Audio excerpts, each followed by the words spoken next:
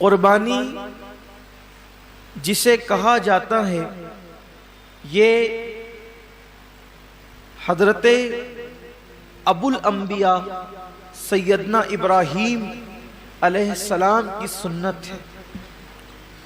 ویسے تو جب سے اللہ تعالیٰ نے حضرت انسان کو پیدا کیا ہے اسی دن سے قربانی کا سلسلہ ہے، اور یہ جو قربانی ہے گویا کہ یہ بندوں کا امتحان ہے، اللہ کی طرف سے بندوں کا امتحان ہے کہ بندہ جان، مال اور اولاد میں ان سے زیادہ پیار کرتا ہے یا مجھ سے زیادہ پیار کرتا ہے۔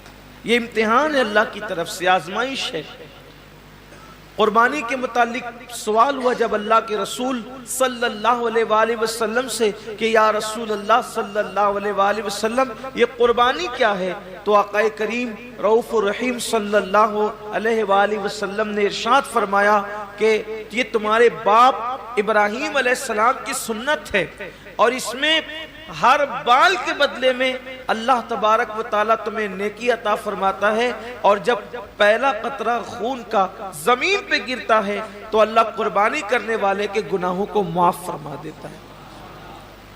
یہ تو آپ سنتے ہیں، بار بار سنتے ہی رہتے ہیں، لیکن جو آیہ کریمہ قربانی کے موقع پہ پڑھی جاتی ہے، جو آیہ کریمہ قربانی کے موقع پڑھی جاتی ہے، اللہ اپنے حبیب سے فرماتے ہیں قل ان صلاتی ونسکی ومحیای ومماتی للہ رب العالمین۔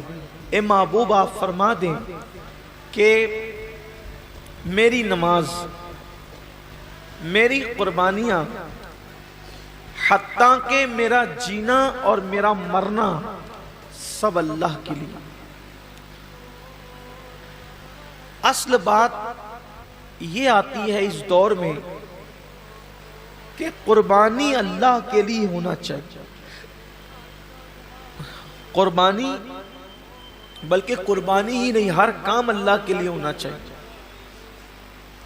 لیکن کل تک شادیوں میں دکھاوا تھا، کل تک ظاہری اعمال میں دکھاوا تھا، اور اب لوگوں کے یہاں عبادت میں بھی دکھاوا پیدا ہو گیا، اور خاص طور پر قربانی کے موقع پر یہ چیزیں زیادہ دیکھنے میں آتی ہے کہ لوگ دکھاوا زیادہ کرتے ہیں، اور لوگ اس پر گفتگو کرتے ہیں کہ اس کا جانور اتنے میں آیا اور اس کا جانور اتنے میں آیا۔ آپ جانور کتنے کا لاتے ہیں یہ اللہ کے نزدیک اہم نہیں ہے، آپ جانور کتنے کا لاتے ہیں یہ اللہ کے نزدیک اہم نہیں ہے، آپ جانور کیوں لا رہے ہیں یہ اللہ کے نزدیک اہم ہے۔ اس لیے کہ حدیث پاک میں آتا ہے کہ قیامت کے دن جب انسان کے اعمال کا دفاتر لے کر فرشتے اللہ کی بارگاہ میں پہنچیں گے تو ان کی نیکیاں بہت ساری ہوگی، اور فرشتے پیش کریں گے اللہ یہ کتنی نیکیاں لے کر کے آیا ہے۔ اللہ فرمائے گا فرشتوں تم نے صرف نیکی لکھی ہے کہ اس نے نیکی کی ہے، تمہاری نظر نیکی پر ہے، میری نظر نیکی کیوں کی ہے اس پر ہے، کیونکہ وہ علیم بذات الصدور ہے، وہ علیم و خبیر ہے۔ اللہ فرماتے ہیں کہ اس نے کیا کیوں ہے، اس پر میری نظر ہے۔ اے میرے فرشتوں اس نے نیکی تو کی ہے مگر میرے لیے نہیں کی ہے، اس لیے اسے گھسیٹتے ہوئے جہنم کے اندر لے جاؤ۔ انسان کتنا لگا رہا ہے یہ قیمتی نہیں ہے، کیوں لگا رہا ہے؟ للہ رب العالمین، اللہ کے لیے ہونا چاہیے۔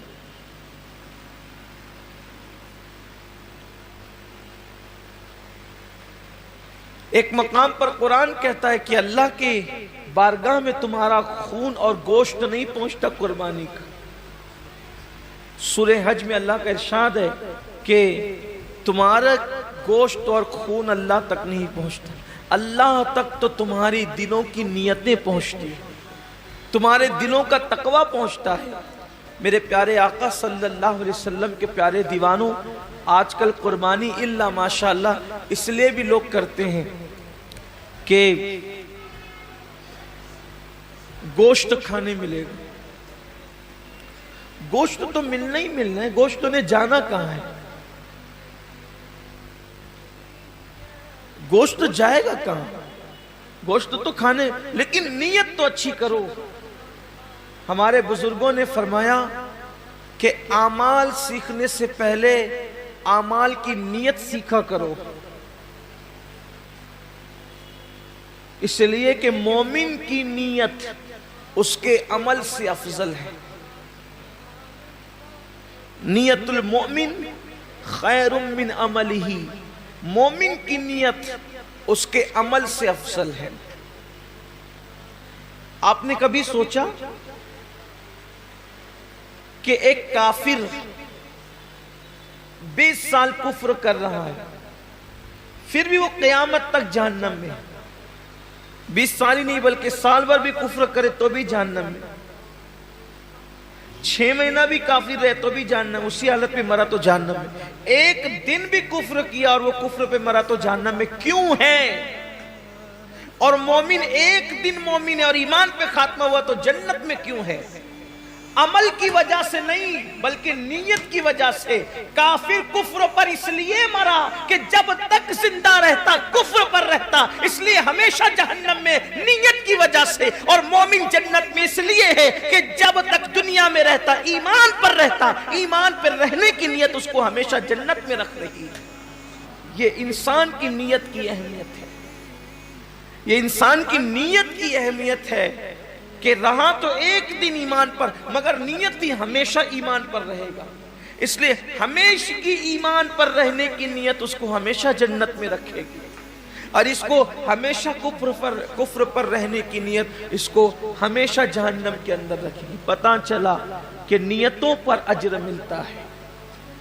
تو آج مومنوں کو، مسلمانوں کو نیت درست کرنے کی، جانور خریدو تو کتنا گوشت نکلے گا یہ دیکھ کر مت خریدو، بلکہ یہ اللہ کے نزدیک قبول ہوگا یا نہیں قبول ہوگا یہ دیکھ کر کے خریدو۔ آج گوشت ہی سب کچھ ہو گیا، اس لیے قربانی کی جو برکتیں ملنی چاہیے وہ برکتیں نصیب نہیں ہو